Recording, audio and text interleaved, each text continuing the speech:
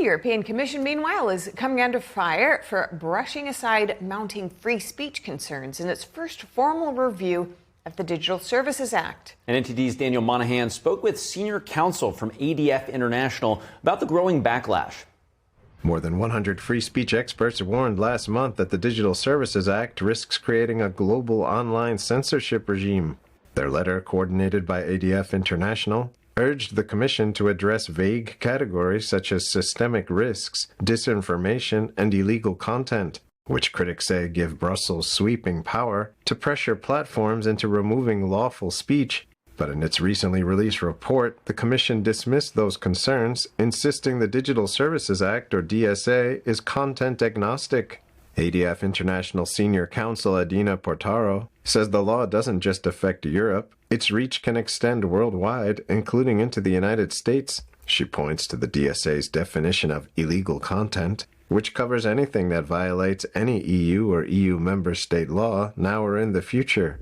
In Germany, it is illegal to insult a politician. So let's imagine we have a content creator in the US that wants to post a satire or a cartoon or a simple video where he's criticizing a German politician. Now, that content becomes visible worldwide.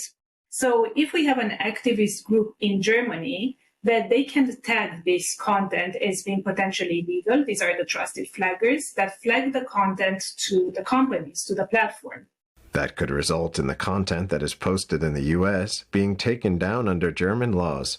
Portaro says politicians should not fear criticism and that the DSA enables one country's speech restrictions to be exported to others. Now, let's say that the very same content is seen in the Netherlands or in Belgium, my home country. Then a trusted flagger from here, from elsewhere, could potentially flag this as being illegal content, saying in Germany this content has been taken down, because in Germany it is illegal to insult a politician. With huge potential fines reaching 6% of global revenue, social media platforms are incentivized to globally block content in all countries rather than locally. So they don't have to do the reporting in Germany and the reporting in Belgium and the reporting in the Netherlands. Just for simple, facile type of instruments, they would go to a global blocking of that content. And she says some are already taking advantage of the DSA. Portaro says business owners in Germany have used it to pressure platforms into deleting negative comments. Especially to delete comments that are negative towards their businesses, and like that putting their businesses ahead of the curve by getting better reviews.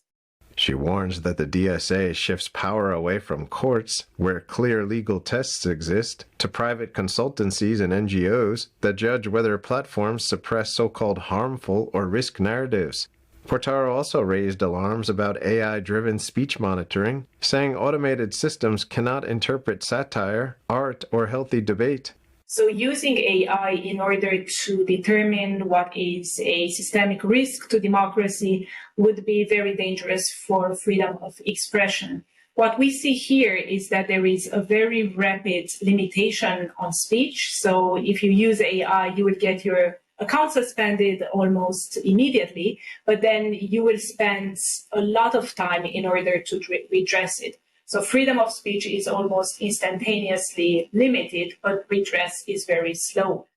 Portaro says free speech is the foundation of democratic societies and warns that weakening it puts the very future of democracy at risk. Daniel Monaghan, NTD News.